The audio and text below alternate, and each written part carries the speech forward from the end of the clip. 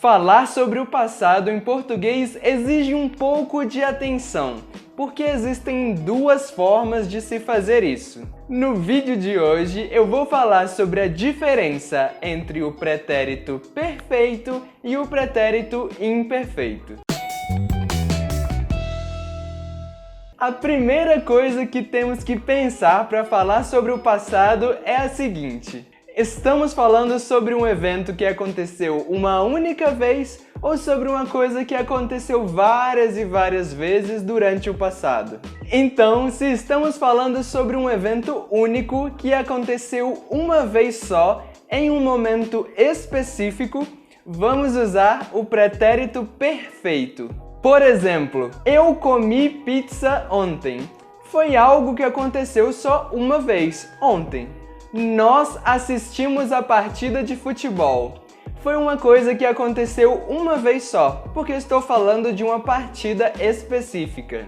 Uma outra aplicação em que usamos o pretérito perfeito é quando queremos falar sobre várias coisas que aconteceram no passado, mas todas elas tiveram um fim também no passado. Por exemplo, se eu digo, ela leu vários livros, eu quero dizer que ela terminou todos eles. Tudo bem até aqui? A conjugação dos verbos no pretérito perfeito segue um padrão para os verbos regulares. Eu vou colocar essa conjugação aqui na tela para você entender. Lembrando que em português temos verbos terminados com AR, ER ou IR. Então, essas são as terminações para o pretérito perfeito.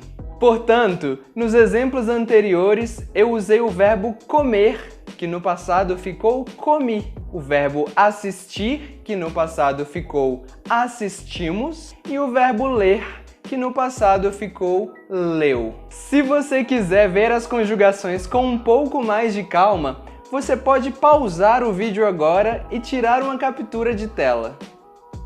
Já para os verbos irregulares, infelizmente não tem outra forma a não ser memorizar. Aqui embaixo na descrição desse vídeo eu vou colocar um link com uma lista de verbos irregulares e a conjugação de todos eles. Bom, e se estamos falando sobre algo que se repete como um hábito, vamos utilizar o pretérito imperfeito. Por exemplo, nós comprávamos doces na loja da esquina. Eu estou falando de algo que eu fazia frequentemente no passado. Eu dormia cedo todos os dias. Estou falando sobre um hábito meu do passado. Um outro uso para o pretérito imperfeito é quando vamos contar histórias sobre o passado e precisamos descrever uma pessoa ou um lugar. Por exemplo, naquele dia chovia muito. Ela estava muito bonita com aquele vestido, certo? Então vamos ver como funciona a conjugação do pretérito imperfeito. Estas são as terminações do pretérito imperfeito para os verbos regulares. Portanto,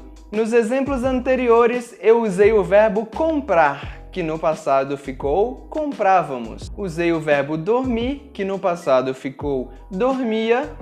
O verbo chover, que no passado ficou chovia. E o verbo estar, que no passado ficou estava. De novo, se você quiser ver as conjugações com um pouco mais de calma, você pode pausar o vídeo agora e tirar uma captura de tela. Viu? Não é tão difícil. Tudo o que você precisa é memorizar as terminações para cada uma das conjugações e isso vem naturalmente com a prática. Falando em memorização, nós temos 4 verbos que são irregulares no pretérito imperfeito. Na descrição do vídeo eu também deixo um link com a conjugação desses 4 verbos. E por hoje é só, muito obrigado pela sua atenção. Se você gostou desse vídeo, clica no like aqui embaixo para me ajudar a fazer mais vídeos como esse. E não esquece de se inscrever no canal para você não perder os próximos vídeos. Aqui na tela eu vou deixar 2 vídeos para você continuar aprendendo português.